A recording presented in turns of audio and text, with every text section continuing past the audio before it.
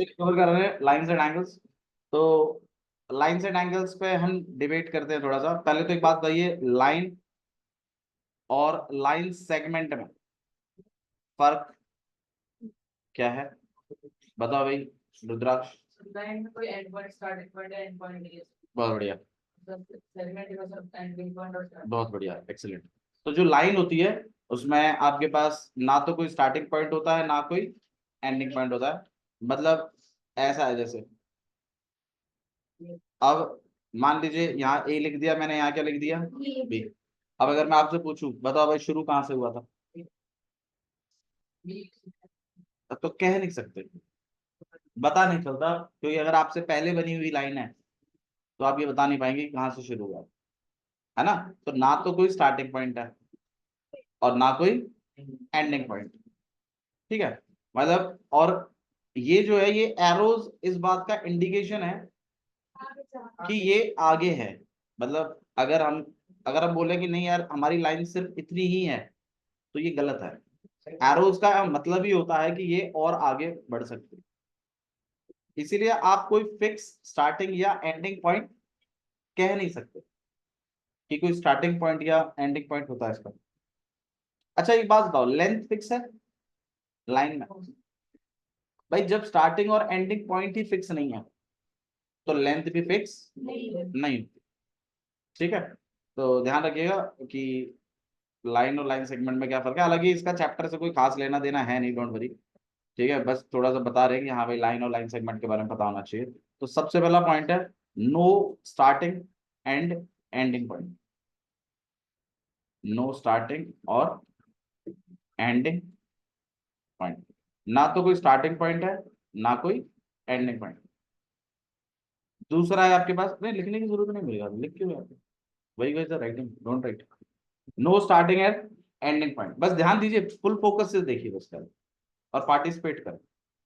ना तो कोई स्टार्टिंग पॉइंट है ना कोई एंडिंग। पुराने तरीके से पढ़ने की टेक्निक को छोड़ दीजिए, स्मार्ट वर्क करिए। अगर आपको रिक्वायरमेंट है लिखने की तो आप घर पे बैठ के वीडियो देख के ले, ज्यादा मदद। ठीक है, फोकस इंप्रूव करना है हमें एक साल में, नौवीं में और 10वीं में इसका यूज करना है। फोकस करिए, फोकस चाहिए मुझे। तो नो स्टार्टिंग और एंडिंग पॉइंट, ना तो कोई स्टार्टिंग पॉइंट होता है ना कोई एंडिंग पॉइंट होता है। इसीलिए क्योंकि स्टार्टिंग और एंडिंग पॉइंट होता तो हम ऐसा लिखते, ऐसा डॉट दिखाते, और हम ऐसे लिखते ए और बी, और फिर हम कहते हैं स्टार्टिंग पॉइंट ये है, एंडिंग पॉइंट। हालांकि इसमें भी कंफर्म नहीं होता स्टार्टिंग कौन सा एंडिंग पॉइंट, एंडिंग कौन सा। मान लीजिए ये आपसे पहले बन गई लाइन आने से पहले, तो आप बताना स्टार्टिंग और एंडिंग पॉइंट कौन सा है, बता सकते हैं? अब आप बोलोगे भैया स्टार्टिंग ए है और एंडिंग जो है वो बी है, तो एक काम करते हैं, लाइन ऐसे बनाई थी मैंने, अब आप बता दीजिए यहाँ एक्स है और यहाँ वाई है, बताना स्टार्टिंग पॉइंट कौन सा था? Y Y. सही है ना? तो ऐसे ही आएगी लाइन, ऐसा कुछ नहीं है, उल्टी भी जा सकती है। और यही वजह थी कि लाइन सेगमेंट को ए बी भी लिखते हैं और बी ए भी लिख देते हैं, ये दोनों ही अलाउड होते हैं। ये दोनों इसी लाइन को रिप्रेजेंट कर रहे हैं, मतलब लाइन को पलट के लिखा जा सकता है लाइन सेगमेंट के ऊपर। तो लाइन सेगमेंट में स्टार्टिंग पॉइंट भी होता है,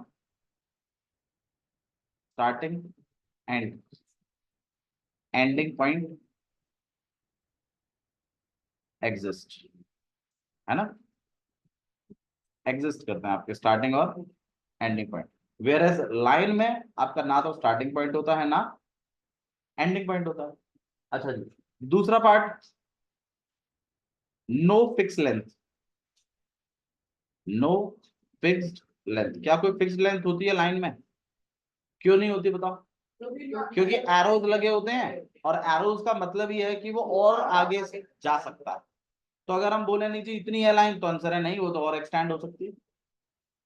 ठीक है, तो ना तो कोई स्टार्टिंग पॉइंट होता है ना कोई एंडिंग पॉइंट होता है, ना कोई फिक्स लेंथ होती है। ठीक है, लाइन सेगमेंट में स्टार्टिंग पॉइंट भी होता है और एंडिंग पॉइंट भी होता है, तो मतलब ये दूरी फिक्स है, ये इतनी ही रहेगी, इससे आगे एक्सटेंड नहीं कर सकते। अगर आपने एक्सटेंड किया तो लाइन बदल जाएगी, दूसरी लाइन आएगी। आया समझ में? ठीक है, तो इसमें आप लिख सकते हो फिक्स्ड लेंथ। आपकी लेंथ कैसी रहेगी? फिक्स्ड रहेगी। किस में? Line segment. और लाइन में कोई फिक्स लेंथ नहीं है। बहुत बढ़िया, गुड। यहाँ तक क्लियर है सबको, समझ में आया? ठीक। अब थोड़ा सा लाइन पे हम और बात करेंगे। देखिए ये लाइन लिखी हुई है, ठीक है। और अच्छा एक चीज और भी होती है, रे। इसके बारे में और बात करें। ये तीन चीजें होती हैं, एक होती है लाइन, एक होती है रे, एक होता है लाइन सेगमेंट। रे के बारे में बता देता हूं मैं। रे में स्टार्टिंग पॉइंट होता है, एंडिंग पॉइंट नहीं होता। स्टार्टिंग पॉइंट होता है लेकिन एंडिंग पॉइंट नहीं होता। यहाँ पे मैंने देखो डॉट नहीं बनाया है, लाइन से पीछे मतलब एक स्लैश लगाया है, उसको नाम दिया है बी। तो ये रे है। रे में एक तरफ तो फुल स्टॉप से लगेगी, एक तरफ एरो लगेगा। जैसे आपने सुना भी होगा सन रेज, सुना है ना? Sun rays. तो उसका स्टार्टिंग पॉइंट क्या है? सन खुद। और एंडिंग पॉइंट कुछ नहीं है ना, वो रे कहीं तक भी जा सकता है। तो रे जो होती है उसका स्टार्टिंग पॉइंट होता है, स्टार्टिंग पॉइंट एग्जिस्ट। हाँ जी। But no ending point, but ending point नहीं होता, बट एंडिंग पॉइंट नहीं होता। ठीक है। अच्छा जी, लेंथ कैसी होती है? फिक्स होती है नहीं होती है? फिक्स नहीं होती। जैसे मान लीजिए अगर मैं बोलूं भाई सन से अर्थ तक एक रे है, तो आप बोलोगे नहीं जुपिटर तक भी जा रही है, तो भाई फिक्स कहाँ है? आप समझे नहीं मैंने क्या बोला? मैंने ये बोला कि ये एरो इंडिकेट का मतलब ही है कि एक्सटेंड और आगे हो सकता। तो क्या हम इसको फिक्स लेंथ बोलेंगे क्या? आंसर नहीं। ठीक है। जैसे सन रेज जो है वो फिक्स लेंथ की नहीं होती, वो कहां तक जा रही है, दे आर एंडलेस, क्योंकि एंडिंग पॉइंट फिक्स नहीं है। हाँ स्टार्टिंग पॉइंट फिक्स है लेकिन एंडिंग पॉइंट तो फिक्स नहीं है ना। तो इसीलिए आप कहेंगे नो फिक्स्ड लेंथ। चिंता मत करिए, चैप्टर से इसका कोई खास लेना देना है नहीं, बस ये मैंने आपको बताया क्योंकि लगभग पिछले क्लासों में ये सब बातें हुई होंगी। जब आपको कोई टीचर चैप्टर पढ़ाएगा तो इन बातों को उसको करनी चाहिए बात। कि हाँ भाई लाइन क्या होती है, लाइन सेगमेंट क्या होता है, रे क्या होता है। मैं जो इस चैप्टर में यूज होंगी उनकी बातें करता हूँ आपके साथ। ठीक है। मैं बस आपको ये बताना चाहता हूँ कि जैसे मान लीजिए एक इस तरीके से, ठीक है, एक लाइन लाइन के बारे में बात नहीं होगी इसमें, लाइन सेगमेंट पे ज्यादा। जैसे मैंने यहाँ ए लिखा, मैंने यहाँ क्या लिख दिया? बी। अब आप इसको बोलोगे ए बी। क्या बोलेंगे आप इसको? A B. ठीक है। और आप इसको बी ए भी बोल सकते हैं। मान लीजिए ये टोटल लाइन जो है ये 5 सेंटीमीटर की है, तो मैं ऐसा लिखूंगा A B equal to 5 centimetre. सही है? या मैं ऐसा भी लिख सकता हूँ B A equal to 5 centimetre. किसी को इसमें डाउट है तो बताइए। क्लियर है? आया समझ में? ठीक है। तो आप लाइन को पलट के लिख सकते हैं, पलट के लिखें तो कोई प्रॉब्लम नहीं है। लाइन सेगमेंट को रिप्रेजेंट करने के लिए कम से कम 2 अल्फाबेट तो चाहिए आपको। एक स्टार्टिंग पॉइंट को रिप्रेजेंट करेगा और एक एंडिंग पॉइंट को रिप्रेजेंट करेगा। ठीक है। अब स्टार्टिंग एंडिंग बदल सकते हैं, कोई प्रॉब्लम नहीं है, लाइन वही रहेगी। हाँ या ना? पीयूष यही है ना? होया तो नहीं है? फोकस रखो, इसीलिए लिखना बंद कराया है बस। अगर होने वाले हो तो बेशक लिख लो भैया, अगर खोने वाले बालक हो तो लिखते चलो। ठीक है। फोकस चाहिए मुझे, फोकस रखिए बस, बाकी सब चलेगा। और पार्टिसिपेट करने से फोकस इंप्रूव भी होगा। ठीक है। तो ए बी है। ए बी को मतलब मैं ये जो सिखाना चाहता हूँ वो ये है कि ए बी को आप पलट कर बी ए लिख सकते हैं अगर रिक्वायरमेंट है तो। ठीक है। मतलब कभी कभी हम लोग ऐसा लिखेंगे, जैसे मान लीजिए मतलब कोई बच्चा है, जैसे मान लो इस तरीके से लिखा होगा, यहाँ पर ए है, यहाँ बी है और ये सी है। तो 3 लाइन सेगमेंट है, गौर करो, ए बी, बी सी और ए सी या सी है। मैंने इसको 5 लिखा है, इसको 6 लिखा है और इसको 3 लिखा है, मान लीजिए। और कल को जो अपना हर्ष है वो अगर ऐसा लिखे A B equal to 5 centimetre, तो गलत तो नहीं है ना? ठीक है। और मान लो तन में लिख दे बी ए, तो तन में गलत है क्या? सही। दोनों ही सही। मैं बस ये बताना चाहता हूँ, मतलब ए बी को बी ए लिख सकते हैं। कल को आप ये मत कहिएगा कि ये गलत है, भाई आपने ए बी को बी ए कैसे लिख दिया। अरे लाइन सेगमेंट है यार, स्टार्टिंग एंडिंग पता नहीं होता कौन सा है, किसी एक को स्टार्टिंग मान लो, किसी एक को क्या मान लो, तो पलट के लिखा जा सकता है। ये सिखाना चाहता हूँ मैं बस आपको। इसमें कोई डाउट है तो बताइए अभी। पक्का? आगे बढ़ाए? चलिए ठीक। मुझे इसमें मतलब इतना ही सिखाना था बस खाली, कि हाँ भाई लाइन सेगमेंट आप ऐसे लिख सकते हो पलट के। दूसरा, एंगल्स के बारे में बात करते हैं थोड़ा सा। एंगल्स जो होते हैं वो बेसिकली दो रेज के बीच में बनते हैं। ठीक है, स्टार्टिंग में ये रेज कहते हैं, आगे चल के आपको पता चलेगा लाइन सेगमेंट के बीच में भी बनते हैं। तो दो रेज के बीच में बनते हैं, मान लीजिए यहाँ पर ओ है, लेट इट बी ये ए है, और यहाँ पर मान लीजिए ये बी है। तो जो मेरी दो रेज हैं, कौन कौन सी दो रेज हैं? एक तो ओ ए है और एक ओ बी है। अच्छा मैं आप लोगों से पूछता हूँ, क्या ओ ए को, क्या मैं ए ओ लिख सकता हूँ? अबे ये रेज हैं, ये क्या है? रेज। इसमें पलट के नहीं लिख सकते आप। स्टार्टिंग पॉइंट पहले बोलना है, एंडिंग पॉइंट बाद में। आप लाइन में भी पलट के बोल सकते हो, क्योंकि उसमें भी दोनों तरफ एरो होता है। लेकिन जहां एक तरफ फुल स्टॉप है, एक तरफ एरो है, वहां थोड़ी पलट के बोल दोगे, वहां तो मामला उल्टा हो जाएगा ना आपका। हाँ, दोनों तरफ फुल स्टॉप है तो भी पलट के बोल सकते हो, दोनों तरफ एरो है तो पलट के बोल सकते हो। लेकिन एक तरफ फुल स्टॉप है, एक तरफ एरो है, तो पलट के नहीं बोल सकते। क्लियर है? ठीक है। तो आप एक बात बताइए, तो मतलब मेरे पास जो दो रे हैं, एक तो वो ओ ए रे है, सही है, और एक रे कौन सी है? ओ बी, सही है। इन दोनों रेज की एक खासियत है कि इन दोनों का स्टार्टिंग पॉइंट जो है ना वो ओ है। इन दोनों ही रेज का स्टार्टिंग पॉइंट कौन है? ओ है। तो इन दोनों रेज के बीच में यहां पर जो बनता है उसे एंगल कहते हैं। इस गैप को क्या कहते हैं हम लोग? एंगल। ठीक है। फॉर एग्जाम्पल जैसे मान लीजिए एक रोड यहां से आ रही है, एक रोड यहां से आ रही है, तो दो रोडों के बीच में जो गैप बनेगा उस गैप को एंगल कहते हैं। ठीक है। अच्छा जी, तो अब एंगल्स को रिप्रेजेंट कैसे करा लीजिए, मतलब चैप्टर में काफी अच्छी कमांड हो जाएगी, सिखाएंगे हम, हमारी कोशिश पूरी रहेगी कि आप अच्छे से सीखें। मान लीजिए अगर मैंने दो लाइन सेगमेंट भी बना दिए, जैसे यहाँ ओ है, यहाँ ए है, और ये बी है। देखो मैंने एरोज का यूज नहीं किया, मैंने लाइन सेगमेंट का यूज किया, तो यहाँ पर भी एंगल बन सकता है। ठीक है, तो दो लाइन सेगमेंटों के बीच में, लेकिन स्टार्टिंग पॉइंट दोनों का सेम होना चाहिए। और दो रेज के बीच में भी क्या बनता है? एंगल बनता है। ठीक है। ठीक है भैया, एंगल तो बनता है, चलो ठीक है, आप बोल रहे हो तो बनता ही होगा, और एंगल बनता है तो, लेकिन इसको बुलाते कैसे हैं, इसको मतलब इसका नाम कैसे लेंगे? जैसे लाइन सेगमेंट का नाम हम दो अल्फाबेटों से लेते थे, है ना, एक स्टार्टिंग पॉइंट और एक ए भी बुलाते थे, बी ए बुलाते थे। ऐसे एंगल को कैसे बुलाते हैं? तो एंगल के लिए पहली बात तो ये सिंबल यूज करते हैं इस तरीके से, एंगल का सिंबल है एल नहीं है ये। ठीक है, एल होता तो ऐसा होता। ठीक है, थोड़ा सा बेंड है। और फिर आप क्या करते हैं, पहले तो ये डिसाइड करते हो कि एंगल बन कहाँ रहा है। एंगल बन कहाँ रहा है ये बताओ, तीन अल्फाबेट है, तुम पहले बन कहाँ रहा है, बन कहाँ रहा है वो बताओ। ओ पे बन रहा है एंगल, मेन जो एंगल है वो ओ पे बन रहा है।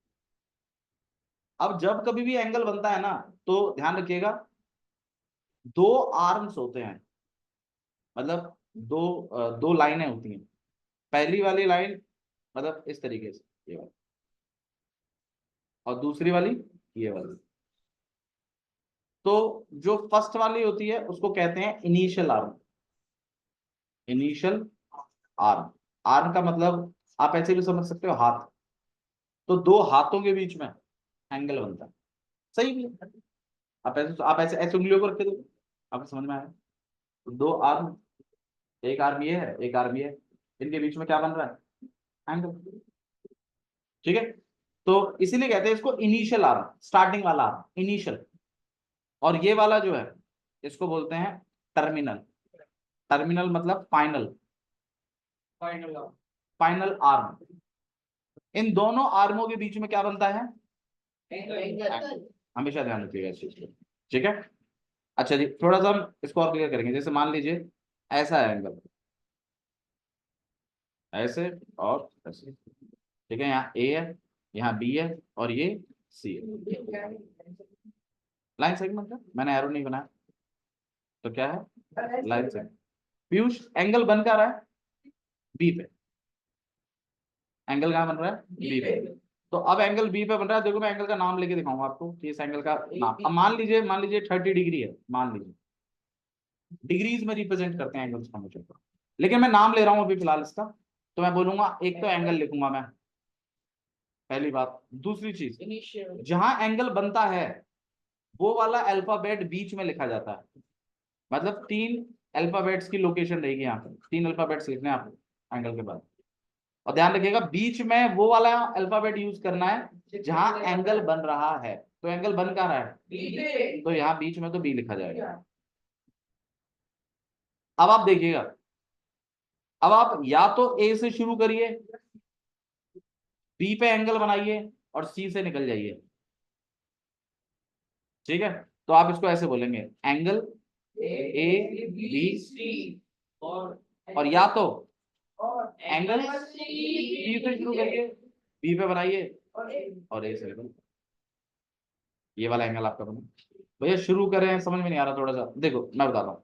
मतलब ये है कि एंगल को दिखाने के लिए कितनी लाइनों, कितने अल्फाबेट्स की जरूरत है, 3। पहले तो इस बात को समझो। अब जहां एंगल बनता है वो वाला एंगल, तो वो वाला अल्फाबेट बीच में लिखा जाता है।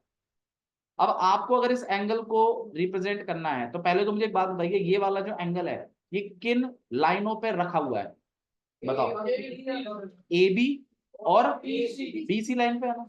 तो इसका मतलब आपको यहां से शुरू करना है, यहां से शुरू करिए, यहां पर एंगल बनाइए बी पर, और कहां पर खत्म करिए। मतलब भैया ये एंगल जिन लाइनों पे रखा रहता है उनके अल्फाबेटों का यूज होता है, हाँ जी, और जहां बनता है उसका यूज होता है। तो मतलब अगर इस एंगल का नाम लेना है तो मैं लूंगा एंगल ए बी सी, या फिर एंगल, भाई यहां से भी तो शुरू हो सकता था, सी से शुरू हुआ, बी पे बना और ए पे खत्म हो गया। मतलब लाइन ऐसे भी तो बन सकती है, ऐसे भी बन सकती है और ऐसे भी। ठीक है, उन अल्फाबेट्स का नाम लेना है बस, आप मैं सिर्फ ये कहना चाहता हूँ। करेंगे हम थोड़ी सी बात, बोलो और बताओ। एरो से कोई फर्क नहीं पड़ता, एरो से कोई फर्क नहीं पड़ेगा, डोंट वरी। तो मैंने बोला कंफ्यूज मत होइए, लाइन होगी, लाइन सेगमेंट होगी, रे होगी, उन पे इतना डिबेट करने की जरूरत ही नहीं है, एंगल्स पे डिबेट करिए क्योंकि इसमें एंगल्स हैं मेन खेल, ठीक है। चलिए अब एक काम करते हैं, थोड़ा सा एक और एग्जांपल लेते हैं। जैसे मान लीजिए इस तरीके से, ऐसा कुछ, यहाँ ए है, यहाँ बी है, यहाँ सी है, ये ओ है और ये डी है। अब मान लीजिए अगर मैं आपसे कह रहा हूं इस वाले एंगल को रिप्रेजेंट करना, तो अब आप मुझे बताइए ये जो एंगल है, पहले तो ये बताओ ये किन किन आर्म्स पे रखा हुआ है, ओ ए पे और ओ बी पे। तो या तो ये ए से शुरू होगा, ओ पे बनेगा और बी पे खत्म हो जाएगा, और या तो ये बी से शुरू होगा, ओ पे बनेगा, ए पे। बोलो, ठीक है। तो अगर मुझे इस एंगल का नाम लेना ही है तो मैं इस एंगल का नाम लूंगा एंगल ए ओ बी, या फिर एंगल बी ओ। बताइए कोई डाउट है इसमें, ठीक है। अच्छा जी, अब आप बताइए इस वाले एंगल का नाम लेंगे, इस वाले। अब एक चीज और इस पर हम बात करेंगे। आप पहले मुझे एक बात बताइए, ये जो एंगल मैंने अभी बनाया है ये किन लाइनों पे टिका हुआ है, अपूर्वा बताओ। ये किन लाइनों पे टिका हुआ है अपूर्वा, किन आर्म्स पे टिका हुआ है, ओ ए पे, ओ सी। भाई ओ बी वाली जो लाइन है ना वो तो बीच से निकल के चली गई। भाई आप ऐसे सोचिए, आप खुद खड़े हैं, अब आप किन किन उन पे पांव रखोगे कि एंगल बन जाए। तो एंगल आप बताइए कहाँ रखेंगे, एक तो ओ ए पे रखेंगे और एक पांव कहाँ रखा हुआ है, ओ सी पे। तो बीच से कोई ऐसी जा रही है गली, कोई नाली जा रही है, कोई दिक्कत क्या है। अरे हमने तो पाँव किन आर्म्स पे रखा हुआ है, ए ओ पे और ओ सी पे। हमें ओ बी से कोई मतलब नहीं भैया, बीच से मतलब निकल जाए कोई दिक्कत नहीं है, नहीं कोई दिक्कत नहीं। एंगल किन लाइनों के बीच में बन रहा है उस पर फोकस करें, उन्हीं के अल्फाबेट्स को यूज करें। बस इस बात का ध्यान रखें कि जहां एंगल बन रहा है वो अल्फाबेट बीच में आना चाहिए। ठीक है, चलिए अब इस पे हम बात करेंगे थोड़ा सा। एक और डायग्राम ले लेते हैं इस तरीके से कुछ। ठीक है, यहाँ पर ए है, यहाँ बी है, यहाँ सी है, यहाँ डी है, यहाँ ई, ये एफ और ये ओ। ठीक है, इस वाले एंगल का नाम बताइए जतिन। जतिन बताएगा जतिन। बी ओ और ओ बी। एंगल का नाम बता। ओ ए वाला। एंगल का नाम। अब इससे एंगल का नाम बताया, आप देख ले, ऐसी बातें करते हैं, इतना फोकस है इनका। तू बता रहे। अरे एंगल का नाम बता यार। एंगल ई ओ डी या बी ओ या एंगल बी ओ। मैंने बताया था तो 3 अल्फाबेट का इस्तेमाल होता है एंगल में। कहीं से शुरू करिए, यहाँ पे बनाइए और यहाँ से निकल जाइए, तो ई ओ डी ऐसे बुलाएंगे सब। हद कर रहा है यार, फिर कहता है भैया इतना बुरा बुरा बोलते हो आप। इस वाले एंगल का नाम बताया, बता भाई चलो। अब भी नहीं बताया जाएगा जल्दी से मुझे। F O D. F O या फिर डी ओ एफ। F। इसमें ई का कोई रोल नहीं है, प्लीज मैं आपको बता रहा हूँ, चाहे बेशक बीच में पड़ रहा है। बोलो भाई, ठीक है, समझ में आया? अच्छा जी, इस वाले एंगल का नाम बताओ भाई, रुद्राक्ष। Angle F. एंगल है तो भैया वही बताएगा रुद्राक्ष। अरे कंफ्यूजिंग है, कहाँ कंफ्यूजिंग है, सिंपल तो है।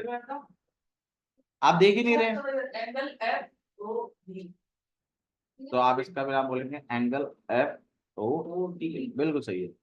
और एंगल डी ओ एफ। एक चीज गौर करिए आपने, भैया इसके दो कुछ है। ये दोनों एंगलों का नाम सेम भी बैठा है भैया। बोलो, अगर ये एंगल एफ से स्टार्ट हो गया तो आ जाएगा। एफ से स्टार्ट होके एफ पे आ जाए, ऐसा नहीं होगा। अगर ऐसा हो, अभी हम करेंगे टाइप ऑफ एंगल्स हम डिस्कस करेंगे, वैसा भी होगा। जीरो एंगल या कंप्लीट एंगल्स में उसका नाम है। हाँ भाई, तो ऐसा नहीं है कि रुद्राक्ष ने गलत बताया, रुद्राक्ष ने सही बताया भाई।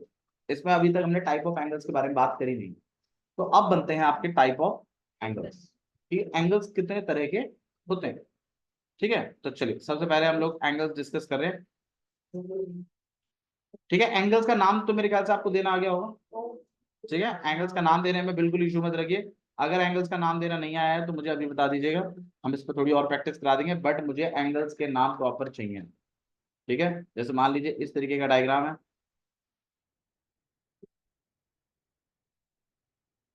ठीक है, यहाँ पर ए है, यहाँ बी है, यहाँ पे सी है, ये डी है और ये ई है।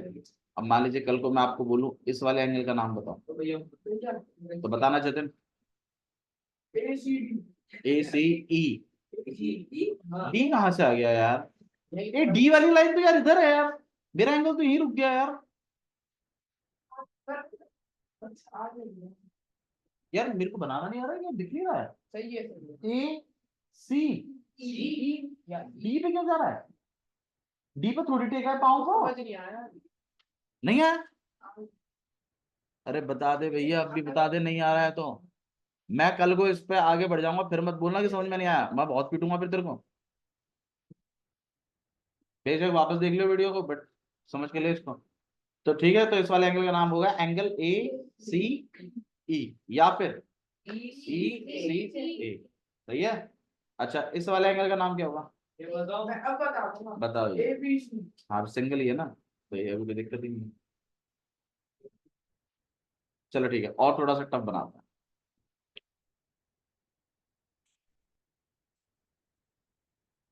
ज्वाइन कर दो भैया।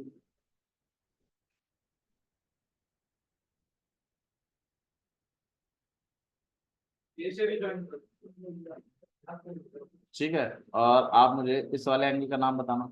ये मैं बताऊं भैया। ये बताया।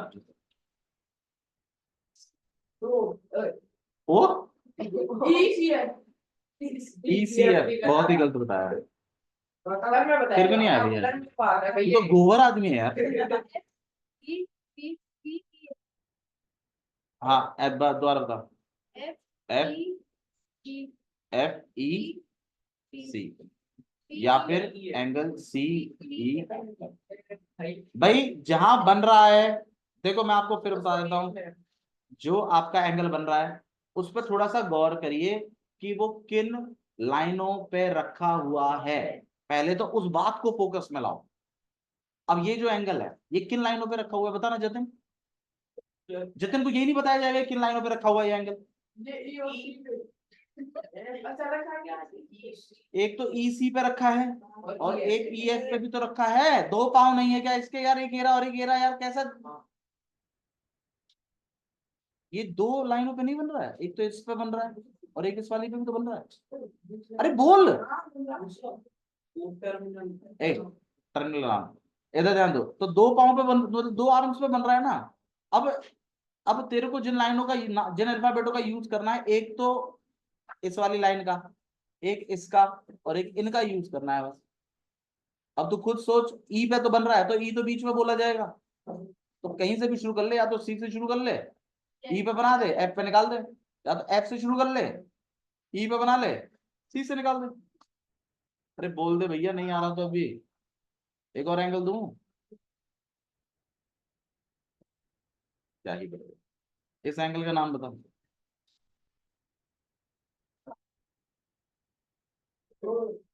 ओ बोलता है भाई, अच्छा ओ बोल रहा है, EGC,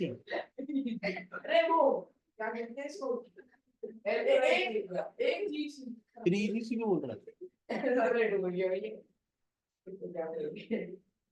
हद कर रखी है यार कसम से। चलो इस एंगल का नाम बताओ, इस वाले का। AC,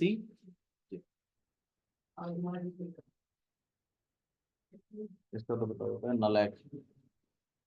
इसका बताओ, इस वाले का। आयो तरुण सर, इस साइड से आ जाओ, गेट खोल दो, गेट खोल दो,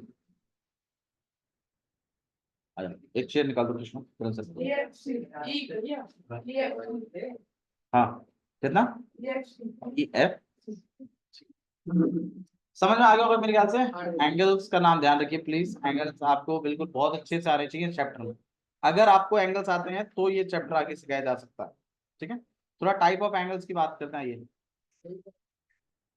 टाइप ऑफ एंगल। तो मैंने आपको ये बताया था कि जब कभी आप एंगल बनाते हैं तो दो आर्म्स का यूज होता है, एक इनिशियल आर्म, एक टर्मिनल आर्म। इनिशियल आर्म जहां से शुरू हुआ है, टर्मिनल आर्म जहां खत्म हो रहा है, सही है, ठीक है। अगर आपका इनिशियल आर्म और टर्मिनल आर्म सेम जगह ही हो, जैसा कि आप कह रहे थे, ठीक है, मतलब ये एक दूसरे के ऊपर कोइंसाइड करें, तो अब आप बताइए कितना डिग्री बीच में बनेगा, कुछ नहीं भाई, इनिशियल आर्म भी वही हो गया, टर्मिनल आर्म भी वही हो गया, तो ऐसे टाइप ऑफ एंगल्स को बोलते हैं जीरो एंगल, जीरो एंगल, ठीक है। हाँ मतलब दोनों अगर कोइंसाइड कर रहे हैं तो उसको बोलते हैं जीरो एंगल, मतलब 0 डिग्री बन रहा होता है बीच में, ठीक है। तो डिग्री भी मैं यहाँ पे रिप्रेजेंट करता हूँ 0 डिग्री। सेकंड में क्या होता है आपके पास, हाँ जी, जिस तरफ आपका इनिशियल आर्म है, अगर फाइनल आर्म भी या टर्मिनल आर्म भी उसी तरफ हो, ठीक है, तो इनके बीच में जो एंगल बनता है वो आपके पास <90 डिग्री होता है, और उसे आप बोलते हैं एक्यूट एंगल, एक्यूट एंगल, ठीक है। तो एक्यूट एंगल में जो आपका डिग्री है, जो थीटा है या जो एंगल है, वो ध्यान रखिएगा, वो हमेशा <90 होता है, <90 एंड <0 90 और 0 के बीच में होता है, 0 भी नहीं होता है, 0 से बड़ा होना चाहिए, 90 से छोटा होना चाहिए, वो आपका एक्यूट एंगल का, ठीक है। 90 वाले के लिए उन्होंने अलग एंगल बनाया, इस पर थोड़ी सी हम बात करेंगे और देखो बहुत बच्चे क्या सोचते हैं कि मान लीजिए इस तरीके से बनाए तो ये एक्यूट एंगल है, ठीक है। अगर मान लीजिए इस तरफ है मामला और अगर इधर बन रहा है ऐसे, तो ये भी एक्यूट एंगल, ठीक है। और इवन कभी कभी इस तरीके से भी आपको एंगल दिखाई देगा। तो ये सभी के सभी जो है ये एक्यूट एंगल, ठीक है। डाउनवर्ड भी होता है, लेकिन बहुत सारे टीचर्स इसी तरीके से बनाते हैं,